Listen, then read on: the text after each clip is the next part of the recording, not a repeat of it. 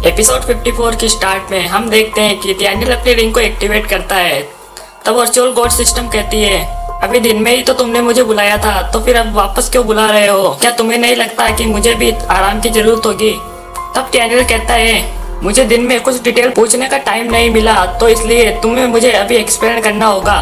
तुमने मुझसे कहा था कि ज़ॉम्बीज इतनी जल्दी इवॉल्व नहीं होते, पर मैंने कुछ ही दिनों पहले उन रेड आइस वाले ज़ॉम्बीज से सामना किया था और आज मुझे इस लिकर से भिड़ना पड़ा। आखिर ये सब चल क्या रहा है? तब वर्चुअल गॉड सिस्टम कहती है, दरअसल ये थोड़ा जल्दी हो गया, मुझे लगा था कि इसमें कुछ टाइम लगेगा, पर चिंता मत करो, सब कुछ अंडर कंट्रोल में है। तब डैनियल चिल्लाते हुए कहता है, क्या तुम बेवकूफ हो? वो लिकर ऑलमोस्ट मुझे खाने ही वाला था आज। मुझे बताओ, क्या जो विजन मैंने देखा था उसमें से कुछ बदला तो नहीं है, या फिर तुम जानबूझकर झूठ बोल रही हो? तब वर्चुअल गॉड सिस्टम कहती है, मैं बस थोड़ा पॉजिटिव सोचने की कोशिश कर रही हूँ ताकि तुम ज्यादा टेंशन ना लो। तब डैनियल कहता है, तुम कितनी बकवास सिस्टम हो।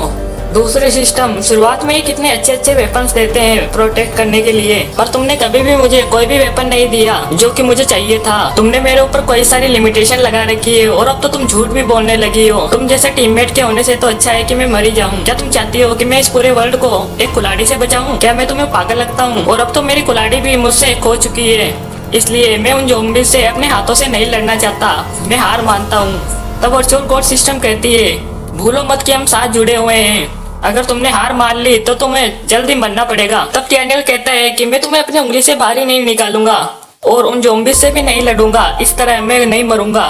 और वैसे भी मैं उन ज़ॉम्बी वायरस से इम्यून हूँ, इसलिए मैं आसानी से अपनी जिंदगी गुजार सकता हूँ।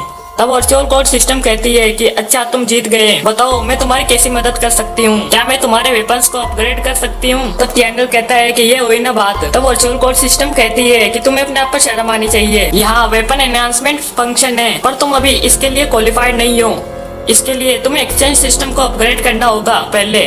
तब डैनियल कहता है कि तुम्हारा मतलब मुझे अपने क्रिस्टल नकल्स को यूज करना पड़ेगा? तब वर्चुअल गॉड सिस्टम कहती है, ये फंक्शन केवल 3rd लेवल क्रिस्टल से ही एक्टिवेट हो सकता है, पर केवल इस बार के लिए मैं तुम्हारा 2nd लेवल क्रिस्टल एक्सेप्ट करती हूँ। और अब अगर तुमने बार्गेन करने की कोशिश की तो फिर मुझे मत कहना कि मैं अपने शब्द से पीछे हट रही हूँ। तब डैनियल उसे 2nd लेवल क्रिस्टल दे देता है। तब वर्चुअल गॉड कहती है, 3rd level exchange system activated, weapon enhancement function activated. तब वर्चुअल गॉड डैनियल को नई एक्स देती है जो कि बहुत ही शार्प थी। तब डैनियल उसे लेते हुए कहता है कि ये बहुत अच्छी दिख रही है, क्या यह काम भी करती है? तब वो उससे एक लोहे की रॉड को काट कर देखता है जो एक ही झटके में कट जाती है। तब डैनियल कहता है कि ये तो कमाल का है। तब वर्चुअल गॉड सिस्टम कहती है, क्या अब तुम्हें पता लगा कि मैं झूठ नहीं बोल रही थी?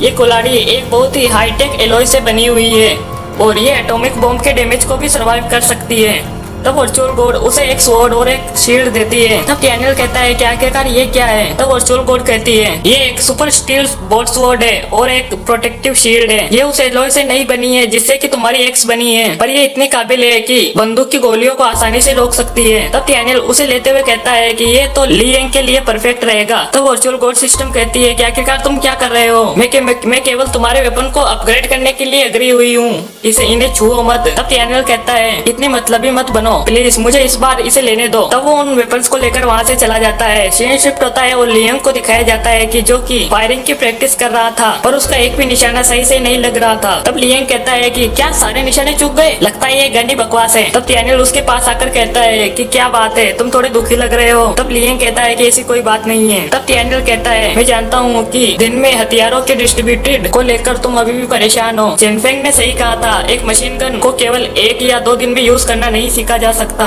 अगर तुमने इसे अच्छी तरीके से नहीं सीखा तो तुम केवल ज़ॉम्बीज को मिस ही नहीं करोगे, बल्कि हम में से किसी और को हिट कर सकते हो। पर मैं तुमसे प्रॉमिस करता हूँ कि अगर तुम फायरिंग में अच्छे हो गए तो मैं तुम्हें मशीन गन जरूर दूंगा। इसके बारे में तुम्हारा क्या ख्याल है? तब लियंग कहता है, मैं उनकी वजह से अपसेट नहीं हूँ, मैं केवल खुद की वजह से अपसेट हूँ। युवान एक बॉडीगार्ड है और चेनफेंग एक पुलिस ऑफिसर, वो दोनों मुझसे बहुत स्ट्रॉन्ग है, इसलिए मैं समझ सकता हूँ कि आपने उनको अच्छे फायर आर्म्स दिए, पर मैं भी बहुत ताकतवर हूँ। भले ही मैं उन बंदूकों से उन ज़ॉम्बीज को नहीं मार सकता, पर मैं उन ज़ॉम्बीज को अपने बोट स्वॉर्ड से तो काट सकता हूँ। आपने मुझे कोई अच्छा वेपन नहीं दिया और ना ही कोई अच्छी पोजीशन दी। क्या मैं केवल उन लड़कियों के साथ काम करने के लिए बना हूँ? तब थियनल कहता है कि तो तुम इसलिए अपसेट हो। लिएंग, तुम मेरे पहले टीममेट हो और हम एक दूसरे को दूसरे लोगों से भी पहले से जानते हैं। मैंने तुम्हें हमेशा अपने राइट हैंड की तरह देखा है, इसलिए मैं कैसे तुम्हारे लिए अच्छी पोजीशन अरेंज नहीं करता। तब थियनल वो स्वॉर्ड और शील्ड निकालता है। तब लिएंग कहता है कि ये क्या है? तब थियनल कहता है मैंने पहले से ही तुम्हारे लिए कुछ सूटेबल वेपन्स को सिलेक्ट करके रखा था। ये एक स्पेशल बोट स्वॉर्ड है जो कि स्वॉर्ड टीम के द्वारा यूज की जाती है। ये तुम्हारे वाले से बहुत ज्यादा हार्ड और शार्प है और ये शील्ड ऐसी शील्ड है जो कि बुलेट को भी डॉज कर सकती है। केवल तुम और मैं ही हूँ जो कि क्लोज कॉम्बैट में अच्छे हैं, पर इससे पहले तुम्हारे पास कोई भी प्रोटेक्शन नहीं थी, इसलिए मैं तुम्हें और ज्यादा खतरे में नहीं डाल सकता था। पर अब तुम्हारे पास ऑफेंसिव और डिफेंसिव दोनों तरह के वेपन है, इसलिए अब मैं तुम्हें आसानी से उन ज़ॉम्बी से लड़ते हुए देख सकता हूँ। तब लिएंग कहता है कि बिग ब्रो,